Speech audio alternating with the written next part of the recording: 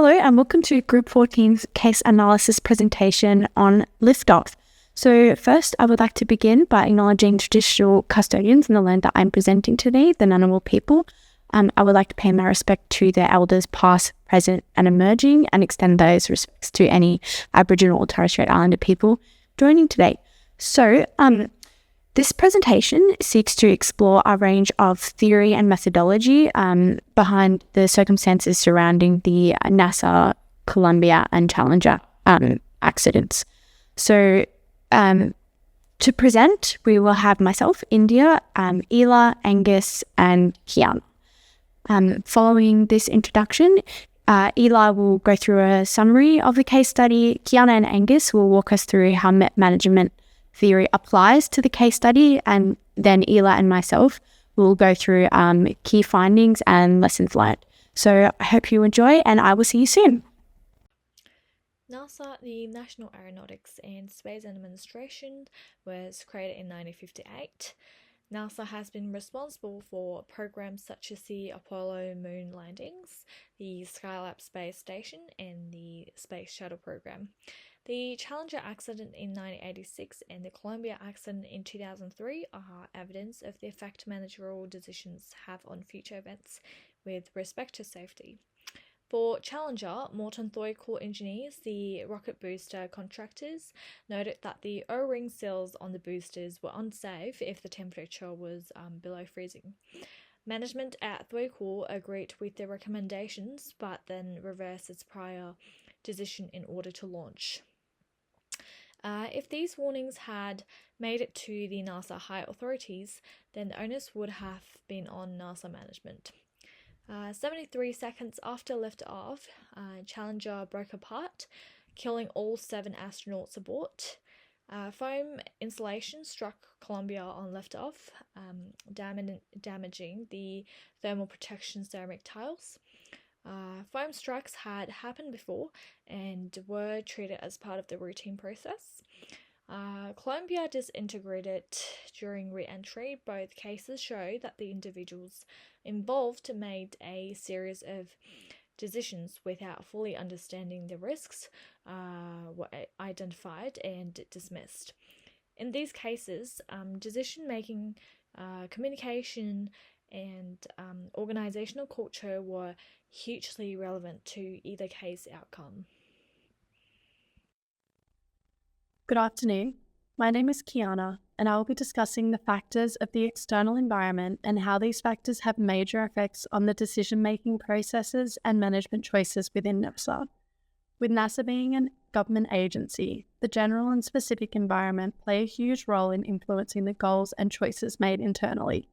The 3 major factors I will be discussing is technological advancements, changes in economic health, and the political, legal, and long-term reputational effects. The most obvious of the general environment affecting management within NASA is the necessity to understand technological advancement and to be able to guide a team with many moving parts together to reach NASA's goals. This can be seen to have fallen short during the launch of the Challenger in the lack of understanding and trust in the professionals engineering team at Thoy-Cool by both NASA and Thoy-Cool's management teams. Their lack of knowledge and understanding and communication led to a misuse of power, resulting in a dangerous judgment and an ineffective use of resources, leading to a failure in NASA's goals. The growth in technological advancement is also broadening the available goals for NASA outside of space exploration by providing the ability to monitor more than just space through applying their resources to more industries, such as communication, agriculture, environmental monitoring, and more, which could provide beneficial insights into these areas. This further emphasizes the necessity for management to understand and watch for new advancements to push their teams at NASA ahead competitively in their own industry and others to be well prepared for an advancing industry. As mentioned in the case study Liftoff, NASA requires large amounts of funding for equipment and resources. However, a shift in the health of the global economy or the US economy, as seen in recent years with COVID-19 pandemic, can severely shift the goals and available funds to meet their goals with short notice, therefore reinforcing the importance of having a strong and adaptable management team in place. Continuing with my earlier example of COVID-19 as a large global event external to NASA that had affected operations and management, we can see that during COVID-19 pandemic, there were shortages of staffing availability, materials and funds which severely pushed back deadlines, and original budget costing NASA approximately $3 billion as their margins and budgets were unequipped to handle such a drastic change to everyday operations. The failure of management to prepare for such an inevitable change in economic health, given the historic examples such as the global financial crisis, revealed the management team's environmental uncertainty and left NASA facing the economic and global repercussions caused by the general external environmental factors. Just as important as the general environmental factors affecting the management and decision-making in NASA are the specific environmental factors. As seen in the case study provided, the management team's lack of precaution and due diligence in the launch of the Challenger in 1986, and again during the return of the Columbia Space Shuttle, led to a loss of life in both situations. Employees are a vital part of any company and arguably the most valuable resource in any workplace. By exchanging the workers' safety for other factors such as financial or schedule benefits, NASA has shown a management team lacking empathy and control of their own specific resource allocation. This also leaves the organization vulnerable to lawsuits and negative reputational effects, which can be devastating in such an extremely competitive market. As seen in a New York Times article from 2005, many individuals were still feeling unsure and anxious about the abilities of NASA to keep their staff safe almost 19 years after the initial disaster, and has shown a continuous reputational smudge which can never be removed from the organization. Ethical behavior and management of social responsibility in the workplace is a highly influential factor of management theory and can be extremely influential in the success of organizations meeting their goals. I will now elaborate on this idea using our case study and specifically NASA's launch of the Challenger in 1986. With NASA being such a large organization, it is right to assume that not every decision made throughout a 30-year period has been ethical or without moral repercussions, as discussed by Robert Prentice in his blog Ethical Lessons Learned from the Challenger Disaster. An interesting point presented by Robert is the idea that what these teams and leaders have and continue to accomplish are often missions with no precedent set and challenging pressures which further complicate any decision made. This presents the question, however, are human lives and safety more valuable than the organization's goals and outcomes, especially where the pressures and costs are high? In the case of NASA's launch of the Challenger, failure to consider all stakeholders, especially the astronauts, and the pressure to sell the space shuttle program showed the power that pressure and time restrictions can have over moral and ethical decision-making, and that safety is not always the first priority. As mentioned in Roger Boyce-Joly and the Challenger disaster, many factors contributed to the lack of ethical decision-making in the launch of the Challenger, with a large contributing factor being a blurred line between corporate and individual responsibility. This drowned out the voices of the professionals working on the ground level of the mission, as engineers, and still shifted the responsibility onto the processes and opinions of workers on all levels of the chain. Without individual responsibility being assigned, ethical decisions are less likely to be favoured over organisational goals, which is exactly what happened in this case study. As also addressed earlier, reputational harm due to irresponsible and unsafe decisions that cause harm to staff can instill a lack of trust and anxiety around future projects for both the public and other staff members for many years after the consequences of any disaster has passed. The failure of NASA's goal in the scenario is closely linked to the failure that management showed throughout the launch of the Challenger and the lack of ethical decisions made by management. This illuminates the high level of influence that that socially responsible and ethical decisions and behaviours have on the success and failure of organisational goals. Thanks. Good afternoon. My name is Angus, and I'll be focusing on the decision-making processes and specifically the failures that NASA experienced during the Challenger and Columbia crashes. All of these points will be closely related to the managerial theory surrounding these decisions to help us understand the extent to which these failures happened. Some of these managerial theories link into the concepts of groupthink and escalation of commitment, both of which heavily influence the crash's disastrous outcome. Furthermore, I'd like to expand on the decision-making process and lead into the ideas of failed or rushed planning that played a significant role in both of these disasters. Finally, I would like to conclude with a small conversation about the broader deviation from traditional managerial theory that contributed to both of these disasters. I highly recommend you take some notes of some key areas, and please reach out after the presentation if you have any questions. Firstly, I'd like to cover the overarching topic that is NASA's decision-making process.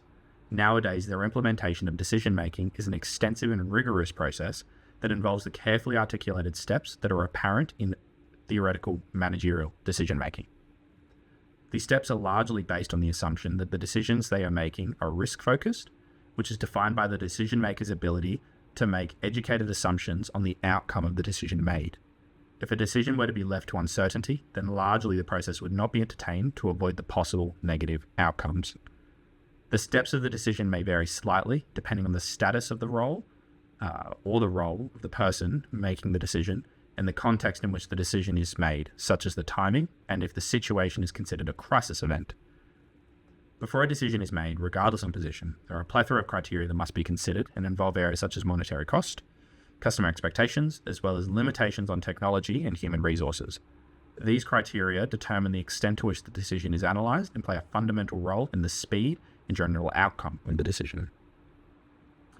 I'd like to give an example. The ground staff prior to a launch undergo a multi-step process that first involves the acknowledgement that a decision will have to be made within the context of the mission. The next step involves the thought of as many alternate solutions as possible to fully realise the depth of the decision to be made. Furthering that point, the alternatives are critically analysed against the aforementioned standard decision criteria. This step is generally the point in which the timeline of decision and implementation is determined. This excludes the situation in which an emergency decision has to be made, as those follow a compressed version of the criteria to ensure that the issue is resolved in a much faster manner. Specifically relating to the case study, there were failures in the process which caused an independent review by the United States government on the different areas of the decision-making that led to the Challenger crash. One of the issues with the process was the overarching pressure to ensure that the flight went ahead as fast as possible, no matter the cost. This demonstrated the theoretical concept of groupthink. The employees that disagreed with the smaller commitments to cut corners were forced to agree so that the primary goal went ahead and subsequently satisfactory outcomes were achieved rather than perfect ones. The theory continues in the escalation of commitment, as the errors that were previously made in the Challenger disaster were repeated in the Columbia crash when the engineers considered particular components to be unavoidable, which further demonstrated the cultural traits that were detrimental to safety. Unfortunately, there are more biases and errors that cause these fatal disasters that reflect directly to many of the theoretical decision-making flaws. It can be inferred due to the rushed nature of the building process that the upper management staff fell into the trap of the sunk costs error. This is due to the large investment that a spacecraft involves, and with every day that the craft cannot fly, it can cost millions of dollars, forcing them to modify the plan, which was ultimately detrimental to the vessel and the crew. Again, referring to the second crash of the Columbia, where hindsight was not made towards their previous errors, and corners continued to be cut rather than learning from the Challenger event. They ended up with another catastrophe that still rings in the ears of NASA today. I briefly want to look ahead and touch on the planning failures that occurred during both of these disasters. One of the primary failures was the inability to safely modify the schedule, and subsequently the plan. The engineers raised issues throughout the process. However, within the timeline, it was unacceptable to delay the launch further. The inflexibility of the timeline was a major contributing factor as the outcomes became more and more uncertain. The plan was allowed to vary significantly, restricting safety checks. This restriction continued in the inability for the lower-end staff, in this case the engineers, to make their own judgment and act on it. Instead, any decision had to be filed up the managerial ladder, where it was ultimately disregarded. The following statements are merely inferences towards the managerial structures that were in place in both of these disasters and will study very little. However, there is some interesting work done on these concepts. When looking at clinical managerial theory and its relevance to the crashes, it can be seen that the management staff had too close of a grip of the decisions of the lower end staff. This created an inability for the decision to be made accurately and cross-checked, as the people making the incorrect decisions were given the power to overturn the possibly safer decision for the gain of speed and cost cutting. This contrasts against Frederick Taylor's original thesis of removing direct management and instead empowering the staff to make their own decisions with adequate boundaries. If this were to be followed, the previously mentioned groupthink concepts could have been minimized and the negative outcomes may not have been completely eliminated. However, the fatal nature could have been avoided. There will be many points in this presentation that have linked to different key aspects of managerial theory.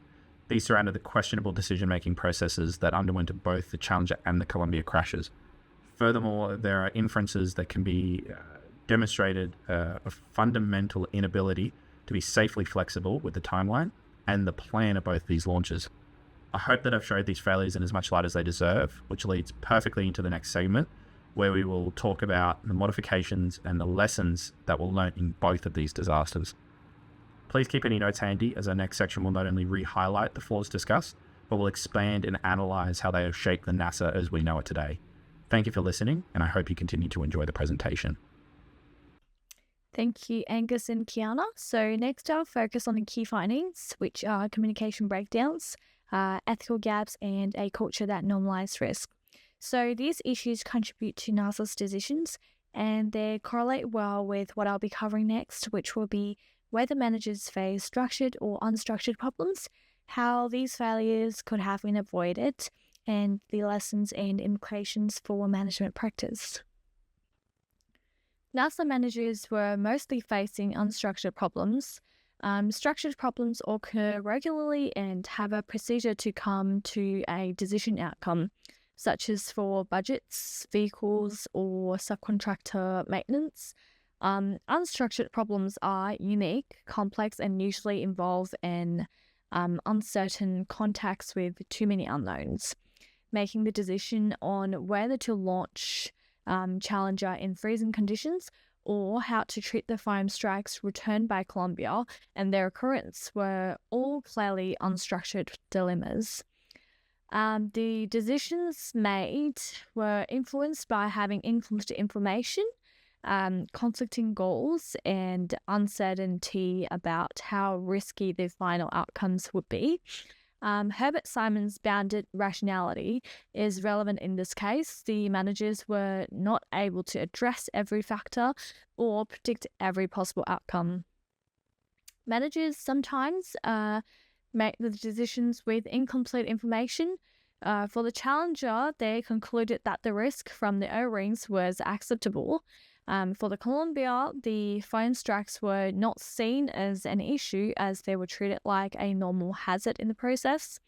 This case study illustrates how making high-stakes decisions under extreme environmental uncertainties forced managers to make trade-offs between the conflicting nature of working with incomplete information, technical advice, and safety concerns, costs, and schedules.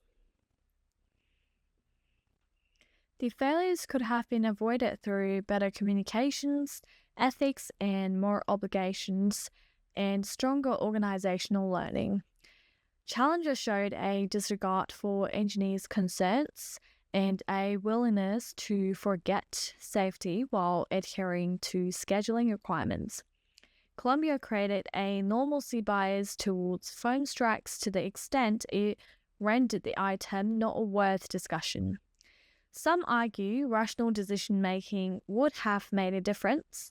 Rational decision-making requires a definitive statement of the existing conditions, gathering background information, identifying available alternatives, making choices between them, and anticipating consequences.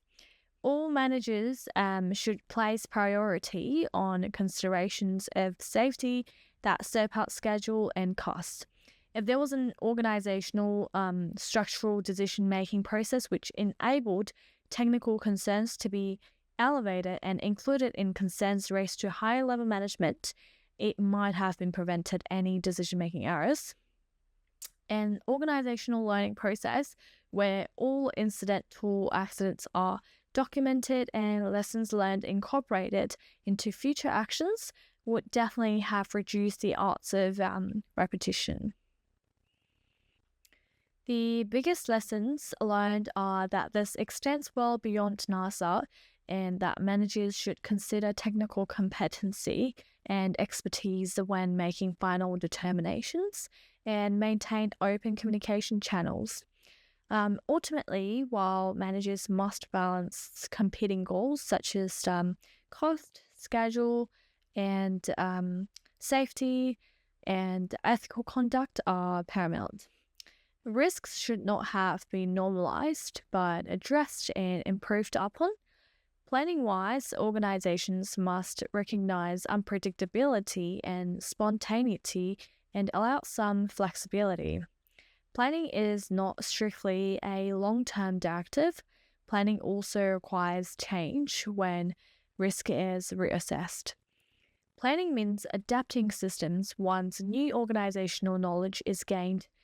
The lessons learned are a practical and useful commentary for applying to organizations working in high-risk environments like healthcare, aviation, and energy, where decisions carry human and resource consequences. However, what should not be overlooked is that even organizations not working at the same level of risk can learn from these mistakes. Managers must avoid creating a culture or structure where employees feel they cannot raise concerns. Approaches such as decentralized decision-making, peer reviews, and preventive practices can help reduce unacceptable risks.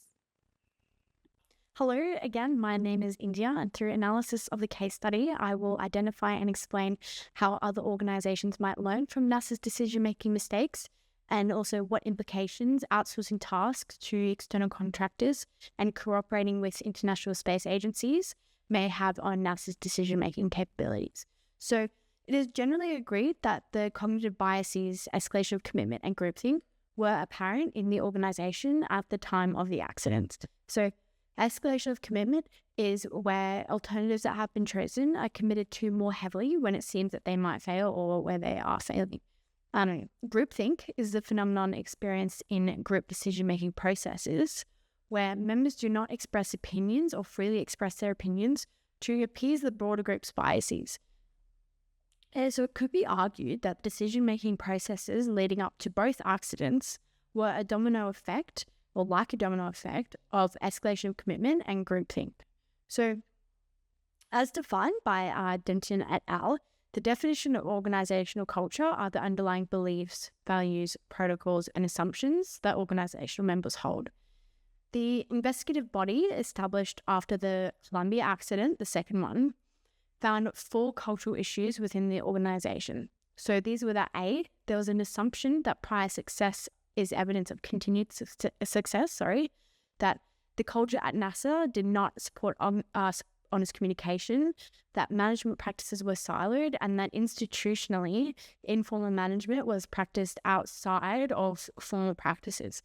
So unfortunately, these were some of the underlying beliefs, protocols, values, and assumptions that shaped and defined NASA's organizational culture. So to unpack these findings, we can assume that escalation of bias and groupthink was rife, that there was an unsafe psychological culture, that communication of their procedures were ineffective, and that there was a lack of diversity in decision makers. These findings are clear evidence of organizational failure at NASA. So to avoid groupthink and escalation of commitment, organizations should learn from the accidents at NASA by placing greater emphasis on their culture, ensuring that management actively encourages and practices transparency, clear communication, and integrity. As shown by the accidents, when you do not have an effective culture, you do not have an effective organization. And where you do not have an effective organization, you have a failing one. When organizations do encourage critical thinking and open discourse, and where risk tolerance and protocols are consistently and effectively communicated, escalation of commitment and groupthink actually declines. And potentially disastrous decision-making, like we saw at NASA, those methods become increasingly less likely. So other organizations should learn from this by understanding that decision-making in an organization is not just the responsibility of the individual decision maker, but it rests on the entire culture and planning of the organization. When Challenger exploded, it was evident that these organizational and cultural issues, as I previously mentioned, were already rife. So what was not obvious at the time was that when Columbia exploded, NASA was systemically failing to effectively record lessons learned and remedy those cultural deficiencies.